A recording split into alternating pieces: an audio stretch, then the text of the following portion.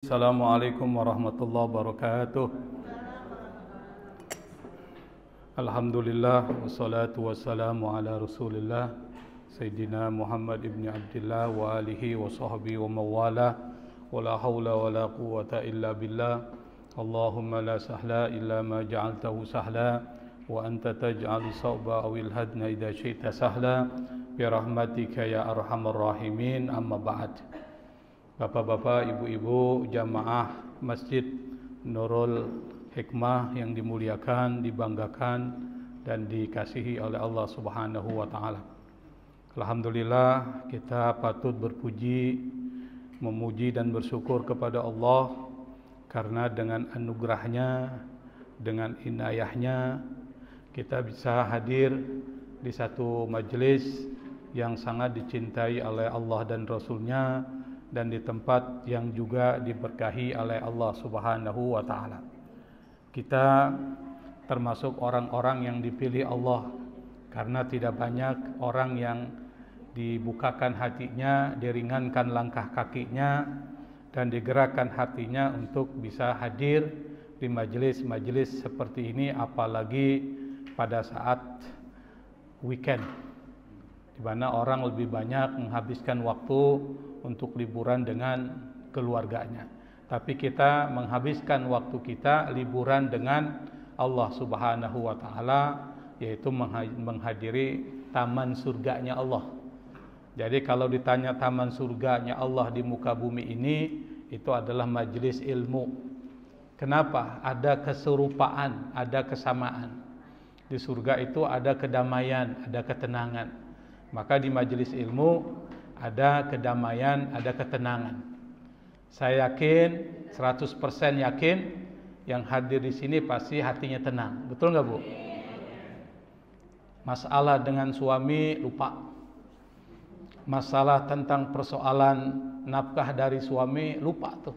Kalau udah di majelis ilmu, diomel-omelin suami semalam lupa semua tuh. Kenapa? Karena memang di majelis ilmu itu Allah lupakan urusan-urusan dunia, tapi Allah berikan ketenangan, sakinah di dalam hati kita. Wa anzalas sakinata alaihim, diturunkan ketenangan. Maka saya yakin yang hadir ini pasti tenang hatinya, pasti tentram. Seperti biasa, kajian kita adalah terkait dengan persoalan keutamaan dari ayat-ayat Al-Quran. Jadi selama beberapa pertemuan ini kita akan coba fokuskan terkait dengan persoalan keutamaan surat-surat dalam Al-Quran dan juga ayat-ayat di dalam Al-Quran. Selama beberapa kali pertemuan kita sudah bahas tentang keutamaan surat Al-Fatihah. Betul nggak, Bu? Apa yang kita amalkan? Kita sudah bahas tentang keutamaan surat Al-Baqarah. Dan di antara surat Al-Baqarah itu ada beberapa ayat yang diistimewakan oleh Rasulullah. Kemarin kita bahas apa itu, Bu? Ayat kursi. Nah, sekarang yang kita akan bahas dari surat Al-Baqarah itu adalah dua akhir surat Al-Baqarah. Dua ayat terakhir surat Al-Baqarah yang sering kita baca, dan saya yakin ibu-ibu pasti sudah menghafalnya. Kenapa? Karena ayat ini populer, sering dibaca, apalagi orang yang sering menghadiri majelis-majelis tahlilan itu biasanya baca ini ayat. Apa ayat ini? Ayat ini adalah dua ayat yang isinya luar biasa. Siapa yang mau baca ini, Bu? Ada yang hafal nggak? Ada yang hafal, bapak-bapak? Hafal? Coba yang mau baca silakan. Silakan. Pakai ini, Pak, pakai mikrofon.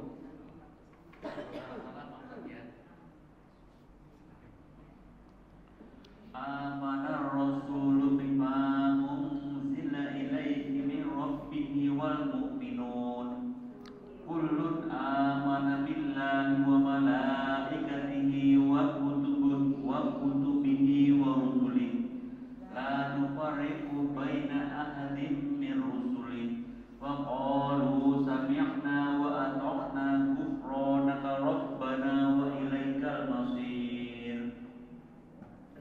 Terus La yukallifullahu nafsan illa wus'aha laha ma kasabat wa 'alaiha ma iktasabat.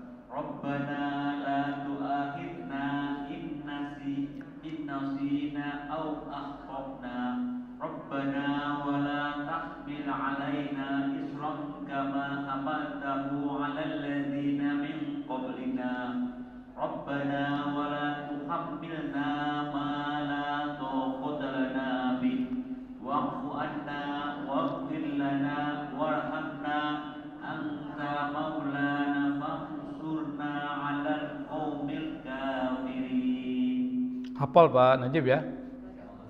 Insyaallah hafal ya. Jadi kedua ayat ini harus dihafal. Selain ayat kursi, yang kedua adalah 2 ayat terakhir dari surat Al-Baqarah. Itu harus dihafal luar kepala. Gimana caranya supaya dihafal luar kepala? Dibaca terus setiap hari. Masih ingat? Seperti kita baca Al-Fatihah, nggak mungkin lupa. Seperti kita baca ayat kursi setiap hari, nggak mungkin kita bisa lupa karena udah masuk di dalam diri kita. Nah, ini dijadikan juga ayat yang rutin kita baca setiap hari. Kenapa kedua ayat ini menjadi penting? Karena Nabi memberikan satu keutamaan khusus terhadap 2 ayat penutup dari surat Al-Baqarah yang Nabi mengatakan sebagai nur, cahaya. Kalau kita lihat cahaya, fungsinya apa sih cahaya itu? Menerangkan, menerangi. Kalau kita berada dalam kegelapan, tuh kegelapan Bu, kira-kira butuh nggak cahaya itu? Butuh nggak penerang? Butuh. Yang disebut dengan kegelapan di dalam kehidupan kita ini adalah penderitaan, kesulitan, kesengsaraan. Itu gelap tuh. Maka orang kalau hidupnya pas-pasan, menderita, gelap. Karena dia gelap, bisa gelap mata, bisa gelap otak. Kalau orang gelap mata, gelap otak, apa yang terjadi? Dia mencuri, dia membunuh, dia merampas. Dia tahu itu salah, tapi karena kebutuhan, maka mau tidak mau dia mencuri. Akibatnya apa? Kalau ketangkep bahaya. Kalau ditangkap masyarakat, digebukin tuh sampai mati. Kalau ketangkep polisi, dipenjara. Apalagi orang miskin. Kalau orang miskin, kalau penjara agak lama dikit Bu. Kalau orang kaya cepat. Kenapa cepat? Karena dia sogok, dia punya duit. Maka itu adalah kegelapan tuh. Supaya hidup kita tidak gelap, perlu cahaya.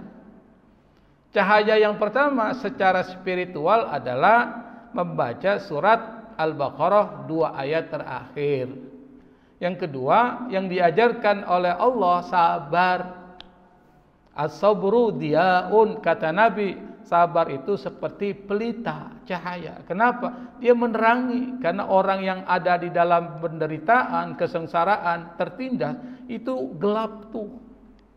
Dan itu butuh penerang. Nah, salah satu penerangnya kata Nabi sabar. Ditimpa musibah, sabar. Ditimpa kemiskinan, sabar. Ditimpa penderitaan, sabar.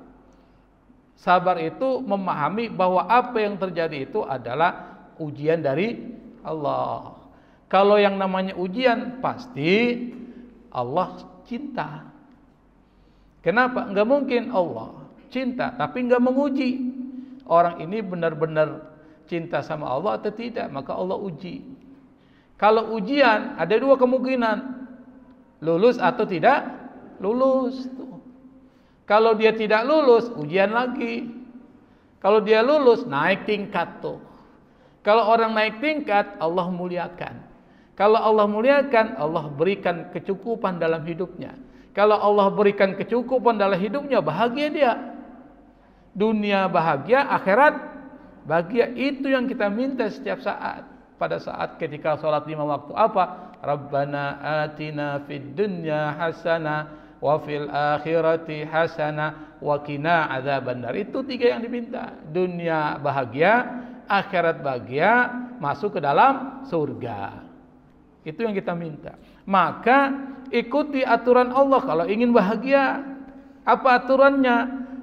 Ikuti apa yang diperintahkan Allah yang dibawa oleh Rasulullah sallallahu alaihi wasallam. Apa? Salah satunya adalah memperbanyak baca surat atau Al-Qur'an dan juga merutinkan membaca, salah satunya adalah 2 ayat penutup surat Al-Baqarah yang kata Nabi adalah nur. Mana dalilnya? Nih dalilnya. Wahyu Allah dalam bentuk hadis. Dan hadis ini adalah hadis yang populer. Di dalam hadis ini terjemahannya, ketika Rasulullah duduk bersama Jibril, karena malaikat yang membawa wahyu cuma satu, Jibril. Tugas malaikat Jibril itu adalah membawa wahyu kepada para nabi dari zaman Nabi Adam sampai zaman Nabi Muhammad sallallahu alaihi wasallam. Tugas Jibril tuh. Kalau tugasnya Mikail lain lagi, masing-masing ada tupoksi dan tidak ada saling mengambil tugas. Itu perlu dicontoh. Perlu dicontoh gimana? Kalau Anda berada di organisasi, udah diberikan tugas, jangan si ketua ngambil tugasnya bendahara. Bendahara ngambil tugasnya ketua. Ketua ngambil tugasnya divisi. Kacau. Seperti malaikat. Allah sudah tetapkan malaikat Jibril menyampaikan pesan Allah kepada para nabi. Jibril nggak pernah membantah. Malaikat lain nggak pernah ngambil tugasnya Jibril. Mikail diberikan tugas untuk mengatur hujan, mengukur rizki. Yang memberikan rizki Allah, tapi yang mengatur tim teknisnya siapa? Mikail. Tuh. Jadi Mikail yang mengatur hujan dan sebagainya, tapi semua berdasarkan SK dari Allah Subhanahu wa taala. Ada surat keputusannya. Kenapa? Kalau nggak ada SK-nya nggak legal tuh. Itu maksudnya. Nah, ketika malaikat Jibril duduk bersama Rasul, tiba-tiba terdengar suara di atas. Jibril langsung lihat ke atas tuh. Lalu dia berkata, pintu langit baru dibuka. Lalu Jibril mengatakan, yang pintu ini belum pernah terbuka sebelumnya. Kemudian turunlah malaikat yang mengatakan kepada Nabi, apa? Abshir binuraini qad utitahuma wa lam yu'tahuma nabiyyun qablak. Berikan atau bergembira dengan apa? Dengan 2 cahaya yang diberikan kepadamu ya Muhammad, dan nabi-nabi sebelum engkau belum pernah diberikan ini 2 cahaya itu. Apa? Yang pertama Al-Fatihah, surat Al-Fatihah. Maka surat Al-Fatihah disebut dengan nur. Kalau kita dalam kegelisahan baca surat Al-Fatihah, karena dia menerangi. Yang kedua kata Nabi, penutup surat Al-Baqarah. Apa yang dibacakan Pak Najib tadi? Amanar rasulu bima uzila ilaihi min rabbih wal mu'minun kullun amana billahi wa malaikatihi wa kutubihi wa rusulihi la nufarriqu baina ahadin min rusulihi wa qalu sami'na wa ata'na ghufranaka rabbana wa ilaikal masir. Seterusnya sampai akhir. Ibu-ibu hafal nih, luar biasa ini.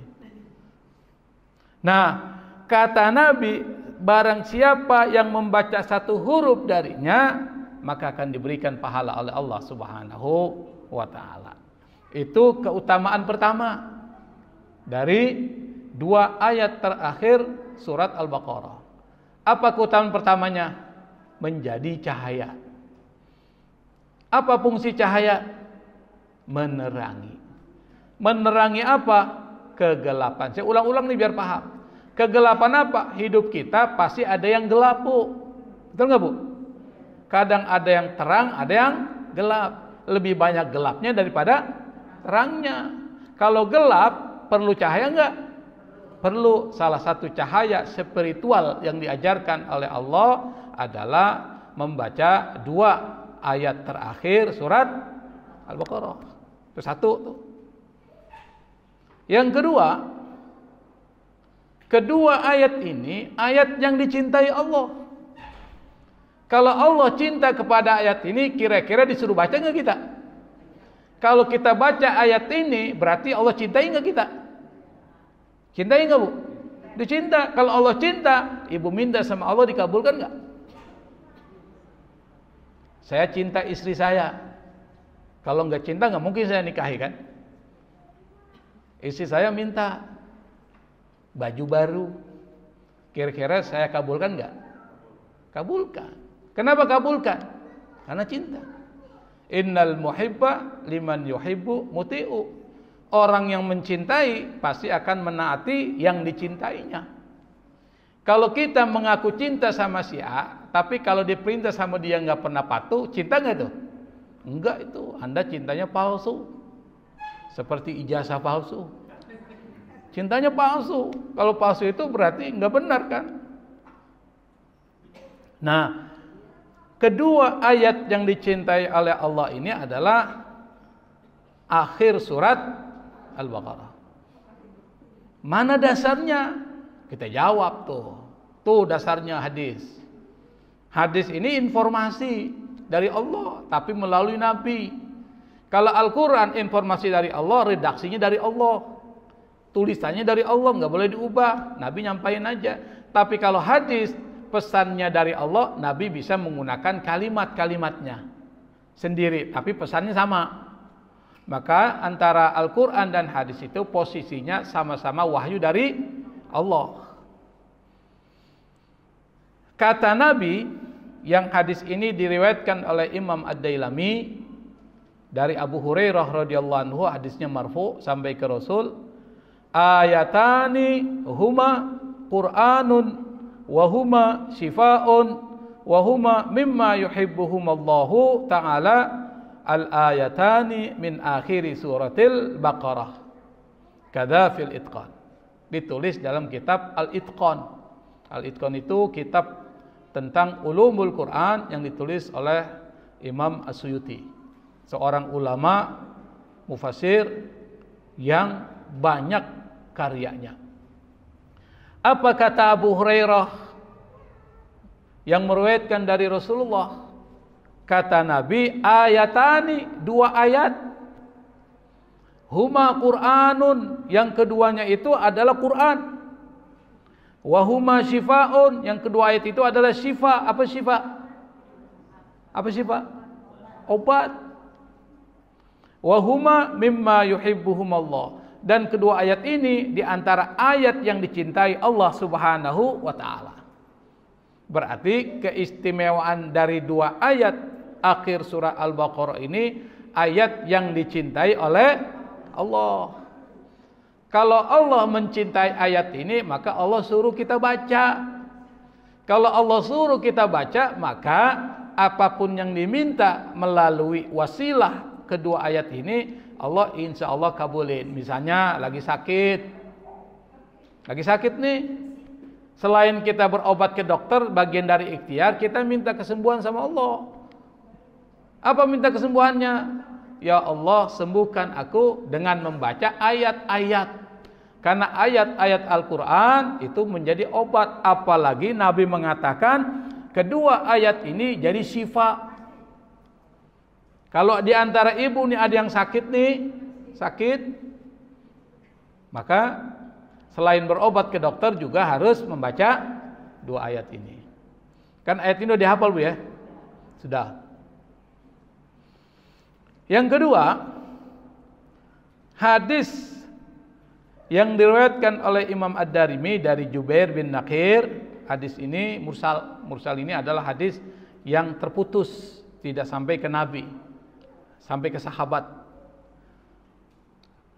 Langsung dikatakan terputus di sahabat. Nabi mengatakan, innallaha ta'ala khatama surat al-Baqarati bi ayataini a'taituhuma min kanzi tahtil arsh fata'allamuha wa 'allimuha nisa'akum wa auladakum fa innaha salatun wa qurbanun wa du'aun. Kata Nabi, Allah menutup surat Al-Baqarah dengan 2 ayat, bi ayatain, yang aku berikan kedua ayat ini min kanzi tahtil arsy, dari bawah perbendaharaan arsy istana Allah. Saya berikan bayangan, Bu. Ibu tahu langit dan bumi luas atau tidak itu? Langit ada berapa lapis? Bumi 7 juga. Tetapi enggak pernah dibilang 7 lapis bumi, disebut dengan ardun. Kalau langit disebut dengan was-samawati wal ardi. Jadi yang atu bentuknya jamak, yang atu bentuknya tunggal. Kenapa? Karena bumi itu satu kesatuan. Kalau langit berlapis-lapis, maka ada langit 1, langit 2, langit 3 sampai langit ke-7, yang di situ Sidratul Muntaha, Arsy yang di situ. Arsy itu istana Allah. Dibandingkan dengan 7 lapis langit dan bumi, itu dengan kursinya Allah yang kita sudah jelaskan kemarin. Ayat kursinya Allah. Itu antara satu cincin yang ada di padang pasir. Ibu tahu satu cincin ditaruh di padang pasir, kelihatan nggak? Kecil, nggak kelihatan.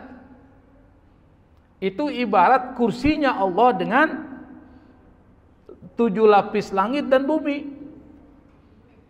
Kalau dibandingkan dengan arsy, kursi dengan arsy nih, maka kursinya Allah seperti satu cincin di padang pasir yang luas dibandingkan dengan arsy. Kira-kira arsy gede nggak tuh?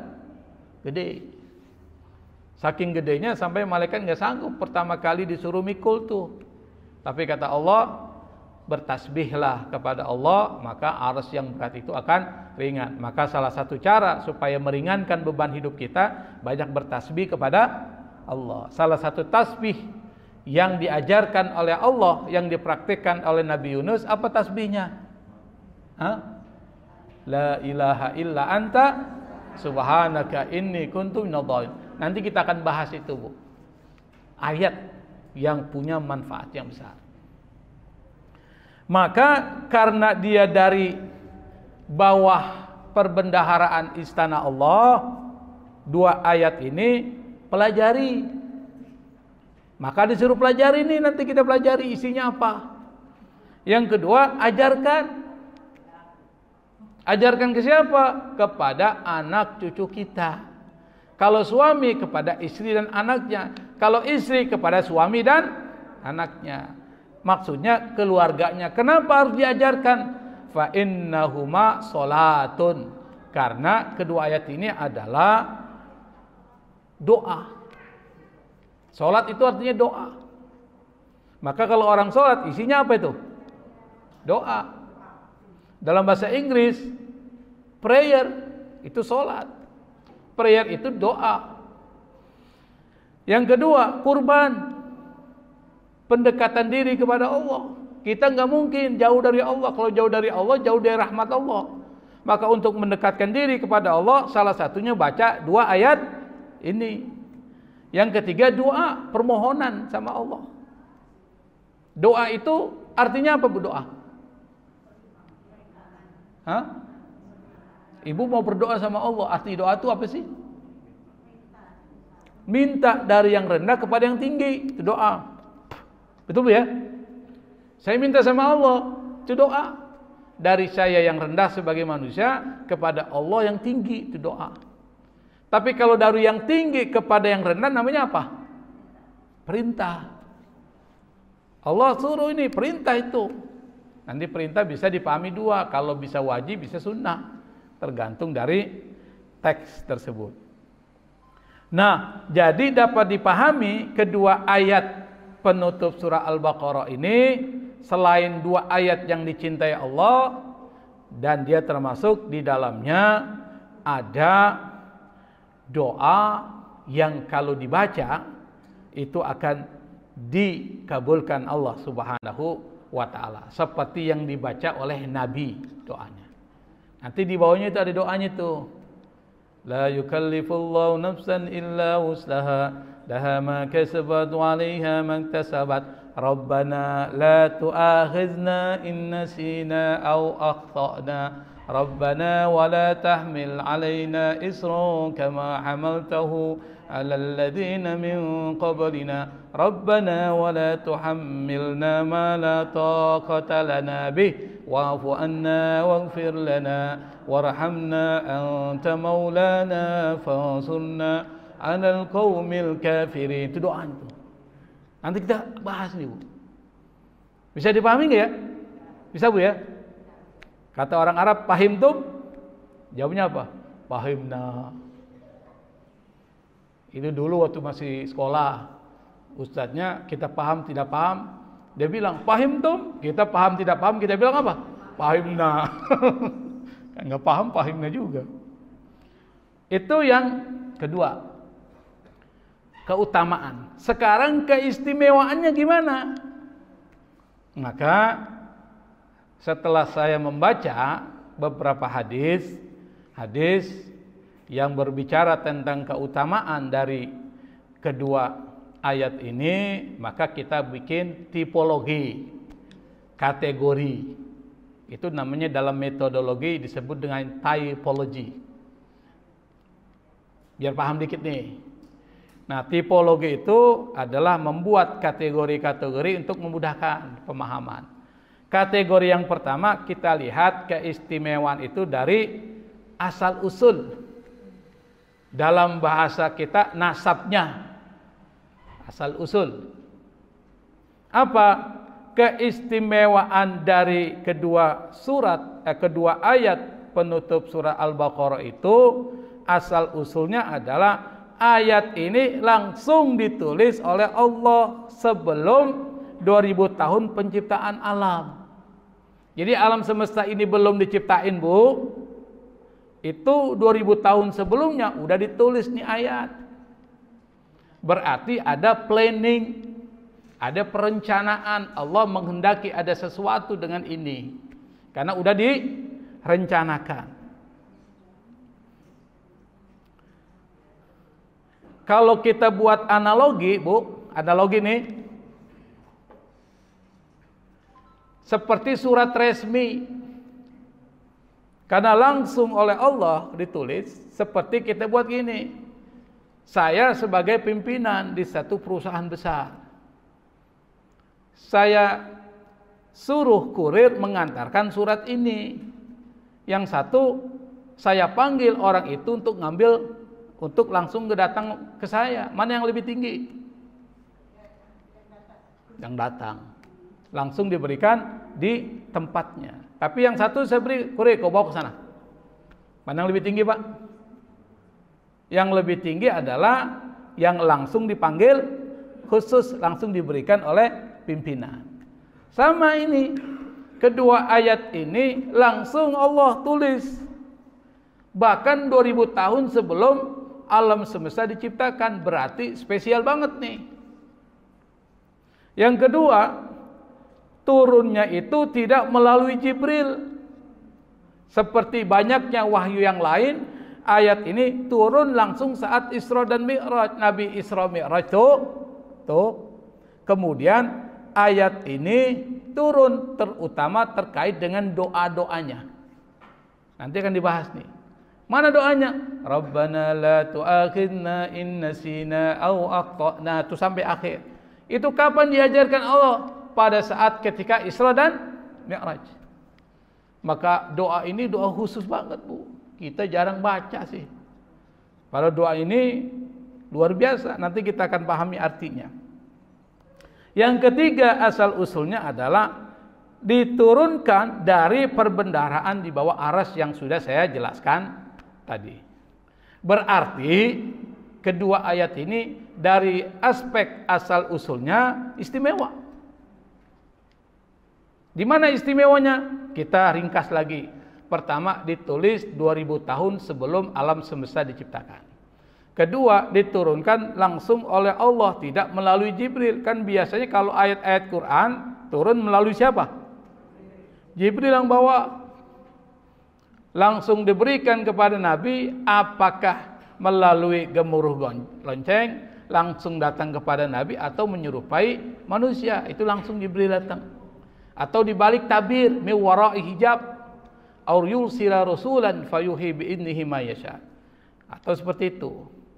Yang ketiga, asal muasalnya itu memang disimpan, karena diciptakan 2000 tahun sebelum alam semesta diciptakan, disimpan di situ. Di mana disimpan? Di bawah arsy istana Allah Subhanahu wa taala yang maha agung. Maka disebut dengan Rabbul Arsyil Azim, Tuhan arsy yang maha agung.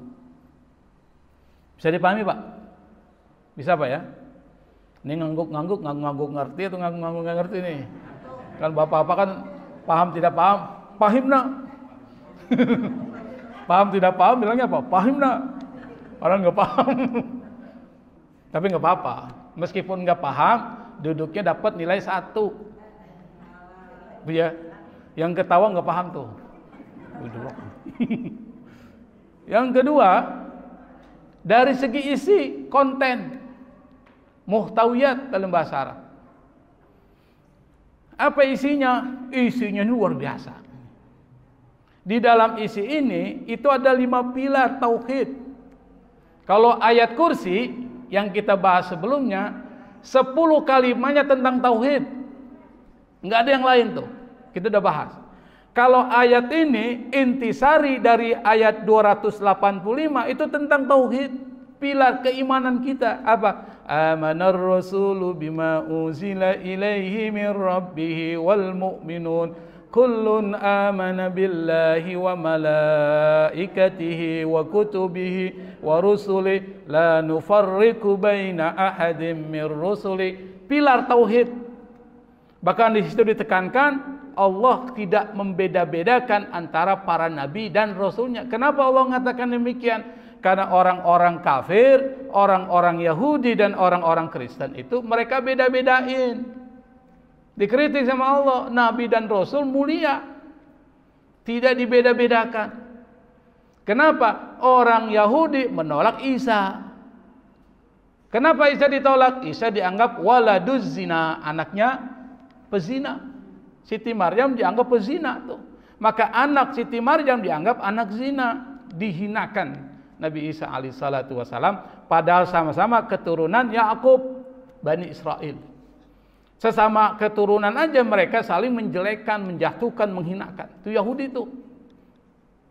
Bahkan Nabi Musa sendiri capek ngadapi orang-orang Bani Israel yang suka membantah, membangkang tuh. Kalau Bapak Ibu baca surat Al-Baqarah ayat 1 sampai ayat 110, itu bagaimana lelahnya Nabi Musa membimbing orang-orang Bani Israel yang otaknya itu membangkang itu.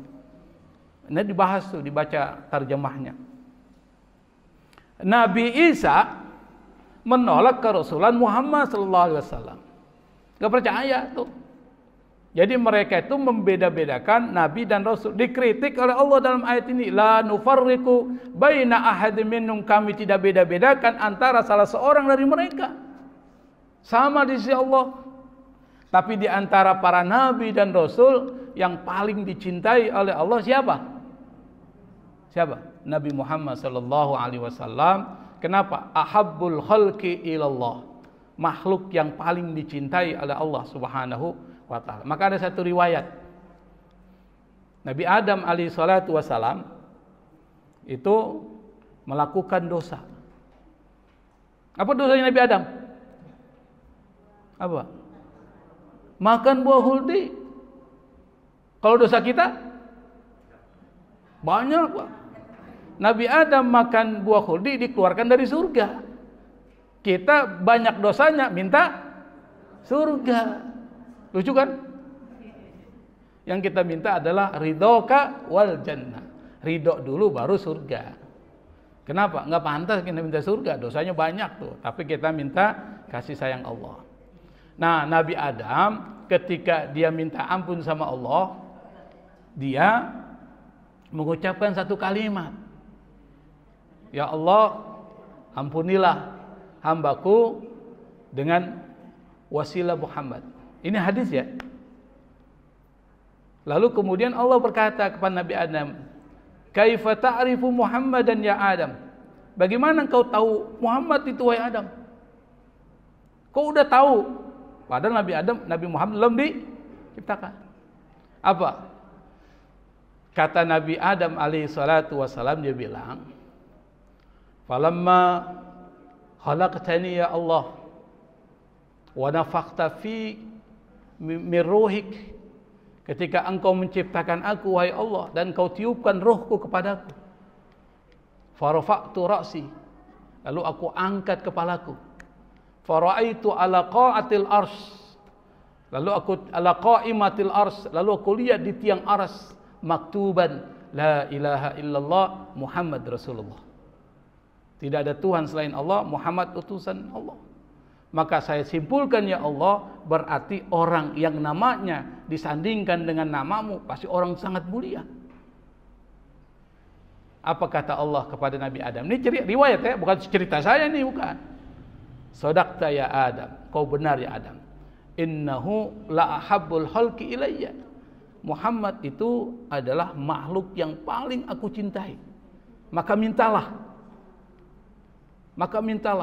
Dengan wasilah kepada Muhammad. Jadi pakai wasilah. Boleh enggak? Ya boleh. Wasilah dengan amal soleha boleh, dengan nama juga boleh. Berdasarkan hadis ini. Akhirnya kemudian Nabi Adam diampuni oleh Allah Subhanahu wa taala. Tapi hukum tetap dihukum. Enggak bisa itu seperti Noel. Ya. Apa?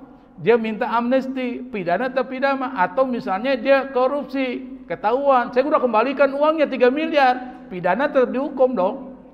Nabi Adam tetap dihukum. Apa hukumannya? Dikeluarkan dari surga, tapi dosanya sudah diampuni. Tuh. Makanya ketika Nabi Adam berada di dunia, lelah, capek. Kitalah yang mendapatkan kecapean itu. Nah bayangkan kalau hidup di surga, enak enggak? Mau makan apel ada depan. Mau makan pisang goreng enggak perlu goreng. Tapi kalau sekarang ibu mau makan pisang goreng, capek enggak? Capek. Pertama, pergi ke pasar. Beli apa? Pisang. Beli tepungnya, bumbunya. Bisa enggak langsung dimakan setelah itu? Enggak bisa. Kupas dulu pisangnya.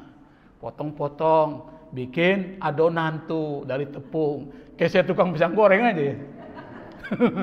Habis itu langsung dimasukkan. Langsung dimakan enggak? Goreng dulu. Goreng. Diatur supaya enggak angus tuh. Terus air apinya diatur. Habis selesai digoreng, langsung dimakan enggak? Enggak. Tunggu tadi. Capek. Hah? Yang capek kan orang.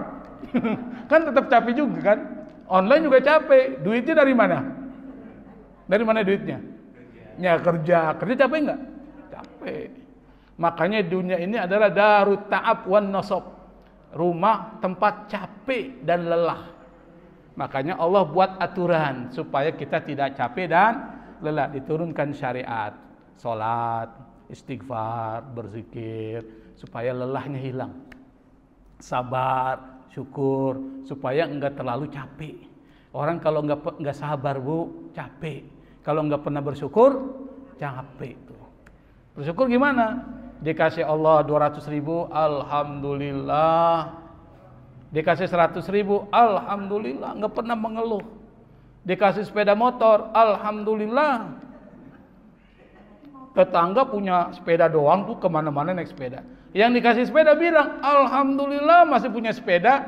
Tetangga sebelah jalan kaki mulu, kemana aja jalan kaki. Yang jalan kaki bilang, alhamdulillah masih punya kaki. Sebelah udah lumpuh tuh nggak jalan-jalan. Yang udah lumpuh bilang, alhamdulillah masih hidup. Yang setengah udah gol tuh sampai alam barzah. Oh, jadi semuanya disyukuri Bu. Hidup enak. Kalau kena musibah, sabar, hidup enak. Semuanya sudah ditentukan Allah. Itu hidup enak banget Bu. Tapi kalau nggak pernah sabar, nggak pernah syukur, susah hidup kita. Maka Allah turunkan aturan-aturan itu. Itu yang pertama. Kedua, keistimewaan dari kedua ayat penutup surah Al-Baqarah ini ada satu prinsip yang penting. Yang itu menjadi prinsip diturunkannya ayat-ayat Al-Quran, hukum-hukum dalam Al-Quran. Apa? La yukallifullahu nafsan illa wus'aha. Allah tidak pernah memberatkan, kecuali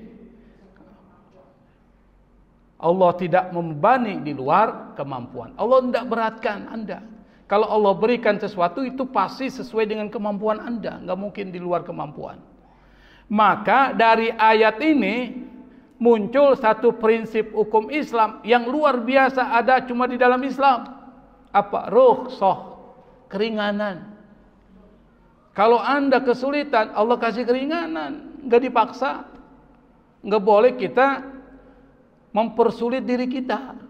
Jangan memaksakan diri kita beribadah. Sebagai contoh, ibu puasa Ramadan wajib nggak? Wajib. Tak tiba-tiba sakit. Wajib nggak sakit orang puasa Ramadan?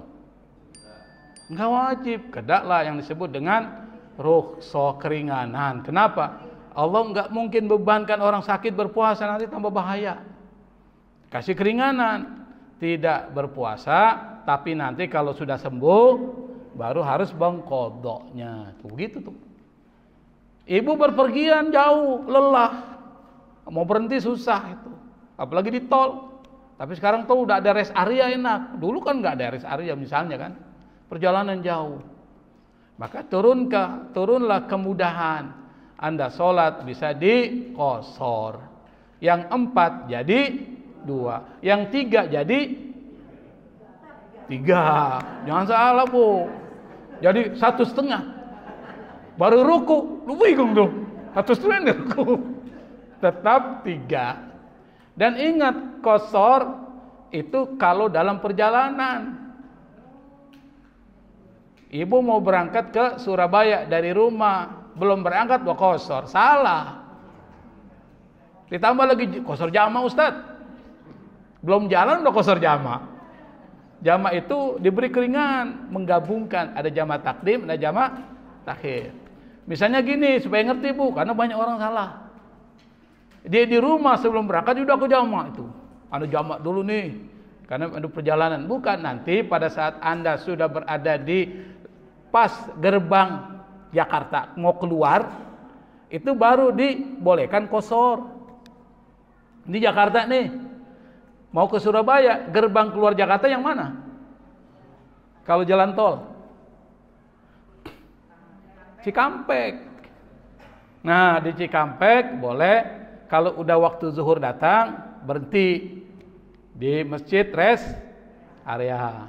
Lalu kemudian, tapi berangkatnya pas mau sebelum zuhur. Pas sampai sana zuhur. Jangan pas berangkatnya jam 7. Kata Ustadz, pas keluar dari Jakarta Cikampek boleh langsung qashar. Belum zuhur udah qashar. Salah. Pas datang zuhur, nih, tiba-tiba ibu sudah ada di Cikampek, berhenti. Salat 2 rakaat zuhur qashar. Ditarik yang asar 2 rakaat jamak qashar. Namanya jamak apa tuh? Takdim. Begitu caranya. Nanti di perjalanan sampai di tempat di Surabaya selama 3 hari ibu boleh qashar jamak 3 hari karena dianggap masih musafir. Tapi kalau udah lebih dari 3 hari menurut mazhab Syafi'i itu dianggap udah mukim. Hari keempat udah sholat seperti orang yang mukim. Kelima sama, tapi pas hari keempat ibu pergi lagi dianggap musafir lagi. Begitu. Itu nanti di pelajaran fikih ya. Kalau di sini saya nggak pelajari ya, nggak perlu diajarkan. Nah, itu namanya rukhsah, keringanan. Dasarnya salah satunya ini, la yukallifullahu nafsan illa wus'aha. Yang ketiga, isinya ada doa. Yang doa ini adalah doa yang paling komprehensif yang diminta oleh Nabi kepada Allah, langsung dikabulkan saat itu, cash and carry, nggak kredit, langsung cash. Allah kasih nih langsung, saya kabulkan. Dan kita meniru doanya Rasulullah yang disebutkan dalam Al-Quran. Apa doanya? Rabbana la tu'akhizna inna sina au akhtana. Nanti dicari terjemahannya, Bu. Isinya apa sih? Cari. Kapan doa ini diturunkan? Saat Isra Mi'raj. Di sini dalam satu riwayat diceritakan saat Nabi sampai di Sidratil Muntaha, Allah berfirman melalui malaikat Jibril, "Ya Muhammad taqaddam." Wahai Muhammad, majulah engkau. Setelah terjadi dialog, Allah mengucapkan salam, Nabi kemudian menjawab salam, atau Nabi mengucapkan salam, Allah menjawab salam. Lalu kemudian diperintahkan Nabi berdoa. Nabi mengucapkan Alhamdulillah, lalu Allah menjawab Assalamu alayka ayyuhan Nabi. Allah tidak pernah menyebut Muhammad dengan namanya ketika memanggil dia.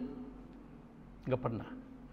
Kalau Nabi Adam, ya Adamus kun anta wa zawjukal jannah, dipanggil namanya. Ya Ibrahimu qad saddaqatar ru'ya, wahai Ibrahim, kau telah membenarkan mimpimu. Ibrahim disebut. Ya Musa, langsung. Semua nabi-nabi dipanggil namanya. Tapi pada saat memanggil Nabi Muhammad, tidak ada dalam Al-Quran disebutkan Ya Muhammad, tidak ada. Yang dipanggil apa? Ya ayyuhan nabi qul li azwajika wa banatika wa nisa'il mu'minin. Ada ayatnya tuh. Ya ayyuhan nabi, ya ayyuhar rasul la yahzunka qawluhum. Wahai Rasul, jangan kau bersedih dengan perkataan mereka. Ya ayyuhal muzammil qumil laila illa qalila. Wahai orang yang berselimut, ya ayyuhal mudaththir qum fa'andir. Ada enggak? Ya ayyuhan nabi qum fa'andir. Enggak. Kenapa? Karena dia dicintai Allah Subhanahu wa taala. Maka Allah menghormati nabi, tidak nyebut namanya. Kalau ibu nyebut nama saya langsung, ya Rusli. Kurang ajar ini. Marah enggak itu? Artinya apa? Kalau Anda menghormati guru Anda, ibu pernah sekolah kan? Pernah sekolah kan? Kalau manggil gurunya gimana? Pak Guru. Kayak Roma Irama kan? Pak Guru, yang ini apa nama? Lagu Roma Irama piano itu. Enggak mungkin manggil namanya. Coba panggil nama. Nama gurunya Muhammad, muridnya baru SD. Muhammad. Kira-kira nilainya berapa? Pasti hancur itu. Artinya apa? Hormati dong gurumu, manggil jangan pakai namanya, pakai sebutannya. Wahai guru, ya guru. Makanya kita kalau manggil kiai kita nih, ustadz kita, manggilnya enggak nama itu, ustadz. Buat tuan guru, kiai kan, ajengan, apalagi banyak nama-nama yang disebut itu di dalam masyarakat kita. Ada apa lagi? Hah? Kalau Gus anak kiai, bukan gelar itu. Kalau anak kiai mau goblok pun panggil Gus juga. Iya, anak kiai itu. Kalau kiai itu berilmu, makanya jangan terpengaruh. Ini Gus nih, itu anak kiai itu. Yang namanya anak kiai di Jawa Timur dipanggil Gus tuh. Kalau di Jawa Barat ajengan. Kalau di daerah Lombok tuan guru. Iya kan? Kalau di Betawi muallim tuh guru atau kiai. Kiai itu Jawa tuh, tapi diambil di Jakarta, kiai juga. Itu panggilan penghormatan. Sama. Allah enggak memanggil langsung namanya apa? Takrim. Karena Allah mengatakan ahabbul khalqi ilayya. Makanya tidak ada satu syariat yang Allah jalankan syariat itu kecuali salawat kepada Nabi. Coba Bapak perhatikan, Allah wajibin kita sholat enggak? Wajibin. Allah sholat enggak? Kalau Allah sholat mau kepada siapa sholatnya? Allah wajibin puasa. Allah puasa enggak? Enggak. Untuk siapa Allah puasa? Allah yang miliki semua. Lahu ma fis samawati wa ma fil ard. Kullun lahu qanitun. Semuanya milik Allah. Tapi ketika Allah memerintahkan selawat, apa kata Allah dalam Al-Quran? Innallaha wa malaikatahu yusalluna 'alan nabi ya ayyuhalladzina amanu sallu 'alaihi wa sallimu taslima. Sungguhnya Allah, para malaikat-malaikatnya berselawat kepada Muhammad. Wahai orang-orang beriman, kata Allah, Sallu alaihi wa sallimu taslima. Salawatlah kepada Rasul dan berikan taslim kepadanya. Maka salawat jadi syariat. Karena syariat, Anda mau sholat tidak ada salawat, batal nggak sholatnya? Batal. Kok batal, Pak? Gimana ceritanya? Karena pada saat tahiyat akhir tuh itu harus baca salawat. Ibu mau sholat jenazah, nggak ada salawatnya, batal nggak sholatnya? Batal nggak? Batal. Ibu doa sama Allah, cuma muji Allah tapi nggak baca salawat, belum lengkap tuh redaksi doanya. Kalau mau baca doa kepada Allah, ikuti redaksinya, formatnya. Apa formatnya? Pertama muji Allah, salawat kepada Rasulullah, baru permohonan. Kemudian ditutup dengan salawat, lalu dengan pujian. Itu namanya SOP. Surat aja ada SOP-nya, Bu ya. Ibu nih bikin surat nih di sekolah atau di kantor, ada SOP-nya nggak? Bisa bikin sembarangan nggak? Nggak boleh, harus ada kepada yang terhormat. Terus sehubungan dengan ini maka tuh. Nggak mau sembarangan, nggak sembarangan orang bikin surat itu. Itu SOP. Nah kalau ada SOP seperti itu, lalu orang menerima, oh sudah memenuhi standar, saya baca nih. Tapi kalau nggak memenuhi standar, wah apa nih kurang ajar nih sholat nih. Kan begitu Bu ya. Sama, doa juga harus ada etikanya. Nah, setelah Allah menjawab salam Nabi, Assalamu alayka ayuhan Nabi, Nabi berdoa. Nah, salah satu doanya itu yang tersimpan di dalam surat Al-Baqarah 285-286. Lalu Allah kabulkan permohonan yang ada di dalam doa Nabi itu. Apa permohonannya yang Allah kabulkan? Allah ampuni dosa Nabi dan umatnya. Enak Bu. Karena Allah ampuni dosa Nabi dan umatnya, maka orang Islam yang syahadat itu pasti masuk surga. Pasti. Saya bilang pasti loh. Kenapa pasti? Karena Nabi yang bilang, kullu ummati dakhalal jannah. Semua umatku masih masuk surga. Cuma kapan? Siapa yang duluan? Siapa yang belakangan? Karena doa surga buat orang yang bersih. Maka yang masih kotor dengan dosa-dosanya belum taubat, dicuci dulu. Dicucinya di mana? Di neraka, digosok. Gosok tuh supaya bersih. Pakai apa? Pakai apa? Api neraka, Bu. Api neraka itu kata Nabi ukurannya satu di dunia ini apinya 1/10 api neraka. Di dunia ini ibu masak, terbakar gedung sebagainya, atau korek api kita taruh di tangan nih, melepuh tangan, sakit, itu baru 1/10. Berarti sisanya apa? 9/10 itu adalah apinya neraka. Kira-kira Anda dicuci di neraka sebanyak 1 hari, dicuci digosok 1 hari. 1 hari sebanding berapa tahun di dunia? Ka'alfi sanatin mimma ta'udun. Seperti 1000 tahun. 1000 tahun digosok-gosok. Gini Bung. Digosok kepalanya, gosok ininya. Sakit gitu? Sakit, jangan anggap enteng. Kalau udah bersih, baru dimasukkan ke dalam surga. Ibarat piring nih. Kan ada rak piring nih. Rak piring isinya yang bersih nggak tuh? Bersih. Tiba-tiba ada piring kotor, habis pesta semalam, dimasukin langsung nggak ke situ? Diapain dulu? Cuci sampai bersih. Kalau udah bersih baru layak bersama piring-piring bersih lainnya. Tuh maksudnya gitu. Cuci dulu. Ibu mau dicuci nggak di neraka? Ikuti aturan Allah. Sebelum mati taubat. Ikuti aturannya. Karena orang yang taubat, at-taibu minadz-dzambi kaman la dzamba lahu, tidak ada dosanya. Yang kedua, kalau kita lupa, salah, keliru, Allah enggak hukum. Misalnya karena kecapean semalam Bu, nonton bola nih. Hah? Ada apa? Demo. Apa itu demo? Oh, demo. Tiba-tiba kecapean tidur.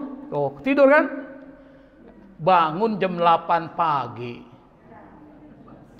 Berarti subuh lewat gak tuh? Lewat. Allah maafkan. Allah enggak hukum, tapi sholatnya di qadha, ganti. Allah maafin, gak dihukum langsung.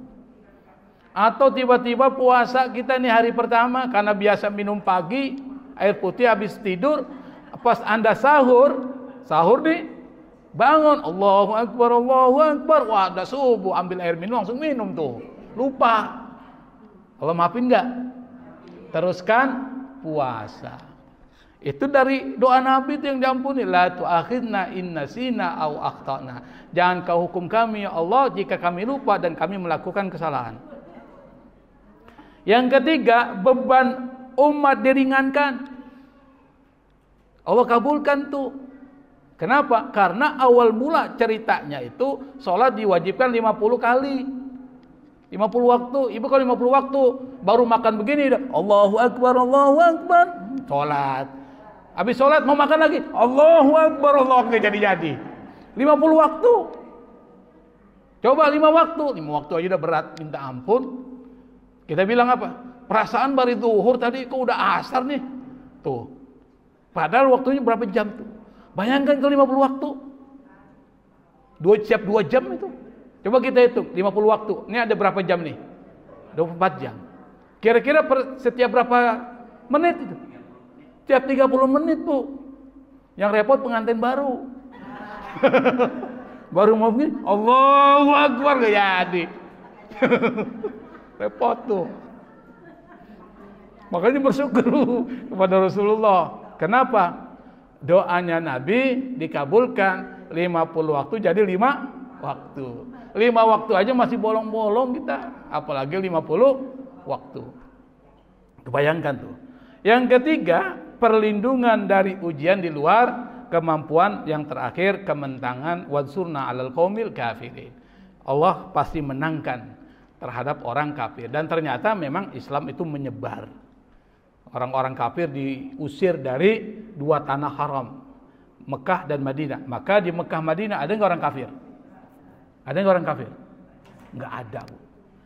Dilarang tuh orang kafir ada di Mekah dan Madinah. Yang berikutnya, kita sampai lewat 45, Bu ya. Jam 10 selesai ya. Jangan terlalu lama ngaji, gue capek juga kan. Hah? Mulutnya saya udah berbusa begini.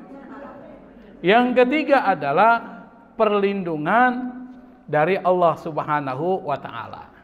Karena ini ayat dicintai oleh Allah, maka disuruh baca. Karena disuruh baca, Allah kasih reward. Apa itu rewardnya? Selain pahalanya besar, yang sudah kita sebutkan tadi, di akhirat dapat surga, maka ada yang disebut dengan manfaat duniawiyah yang bersifat dunia. Apa? Kata Nabi, apa tuh?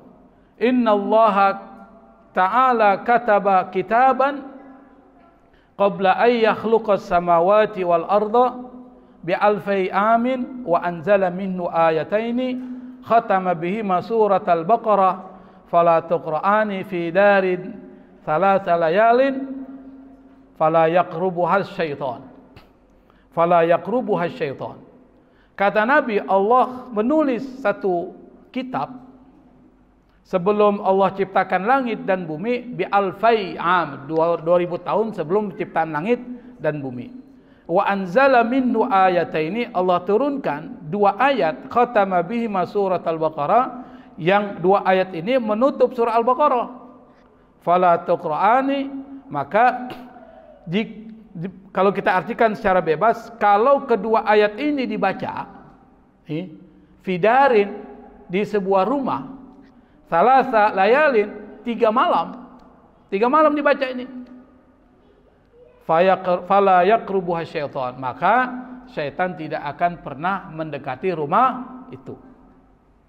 Makanya kemudian dijadikan zikiran. Apa? Zikir ba'da salat maghrib. Setelah baca ayat kursi, baca 2 akhir penutup surat Al-Baqarah. Kenapa? Karena kalau kita baca 3 hari berturut-turut, maka setan gak masuk. Kenapa penting setan jangan masuk ke rumah kita? Karena setan itu mengganggu kita. Satu tuh. Kenapa? bisa membuat ibadah kita tidak konsentrasi, bisa membuat ibadah kita tidak nyaman. Itu setan kerjaannya. Maka kalau ada orang tidak nyaman baca Quran di rumahnya, jangan-jangan ada setan di situ, jin ganggu tuh. Atau ganggu dengan apa? Bunyi-bunyi di dalam rumah yang membuat kita takut. Mau ke kamar mandi, mau wudu, takut tuh ada suara-suara tuh. Akhirnya nggak jadi sholat malam. Tuh gangguan tuh. Dulu kita pernah bahas surah Al-Baqarah, baca surah Al-Baqarah. Ini cuma baca 2 ayat penutup akhir surat Al-Baqarah. Kalau kita baca 3 hari, maka tidak akan didekati setan. Karena setan memecah belah. Hubungan suami istri bisa dipecah belah oleh setan. Gimana? Saya beri contoh, Bu. Dibisiki istrinya dibisiki, dibikin was-was. Tuh suamimu tuh punya cewek lain tuh. Bisiki kan? Muncul was-was. Benar nggak nih? Curiga. Setiap ada bunyi telepon, suaminya, siapa ini yang telepon? Tuh. Udah mulai tuh. Dia cek suaminya punya. Sebagainya. Nggak boleh ada suara perempuan, marah dia sama macam-macam. Akhirnya ribut terus tuh. Ketika ribut mulu terjadi, piring mulai tung tung tung tung tung tung tung piring kan. Kalau udah piring keluar, suaminya udah kesel. Akhirnya apa bilang? Gua cerain loh. Tuh. Awal mulanya dari situ. Makanya jangan terlalu percaya kalau ada isu-isu seperti itu. Periksa dulu. Kenapa? Salah satu cara setan memecah belah hubungan suami istri itu adalah dengan itu. Yuwaswis fi sudu linnas minal jinnati wan nas. Bikin was-was tuh. Maka supaya setan tidak membisiki yang negatif, usir dia. Jangan ganggu. Atau yang kedua, mendatangkan kelapangan jiwa, hati jadi tenang. Tenangnya gimana? Nabi pernah mengatakan, bukan Nabi, tapi seorang ulama sufi namanya Al-Hakim At-Tirmidzi. Beliau mengatakan, man dawama ala qiraati hatainil ayataini lailan wa naharan, barang siapa yang membaca 2 ayat ini malam dan siang, a'anahullahu alal hifdzi wan bisatin nafsi, maka Allah akan bantu dia untuk menjaganya dan melapangkan jiwanya, wa qadadainahu, dan melunasi hutangnya, wa ahlaka aduwahu, dan membinasakan musuhnya, wa kaffadzulmah, dan menahan setiap kezaliman kepada dia, wa razaqa husnal yaqin, dan Allah akan rizkikan pada dia keyakinan yang kuat, wa nala jami'a matalibihi wa idraka ghardi, dan Allah akan berikan kepadanya atau dia akan mendapatkan semua maksud dan tujuannya tercapai dan tujuannya tercapai. Maksud dan tujuannya tercapai. Kalau kita lihat perkataan ulama ini, maka dapat disimpulkan kedua ayat ini bisa memberikan perlindungan dan keluasan hati kita. Kalau kita hidup terlindungi, hati nyaman, kira-kira kerja jadi maksimal nggak?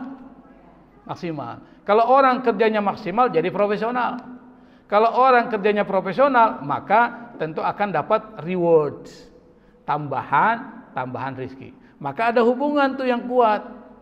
Membaca 2 ayat ini memunculkan penjagaan dan kenyamanan hati, tujuan tercapai, dan orang yang nyaman hatinya pasti kerjanya menjadi bagus. Kalau kerjanya bagus, pasti rezekinya jadi bagus. Itu logikanya gitu, cara memahaminya. Bukan langsung Allah kasih, enggak, tapi dibuat kondisi-kondisi di mana dia pasti akan maksimal di dalam bekerja.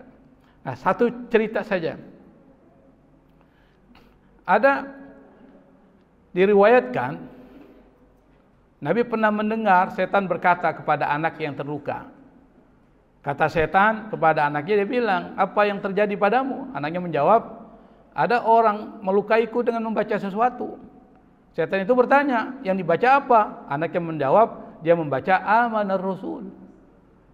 Lalu setan itu berkata, engkau benar, tidak ada satu tempat berlindung bagi orang yang membacanya di rumahnya 3 malam.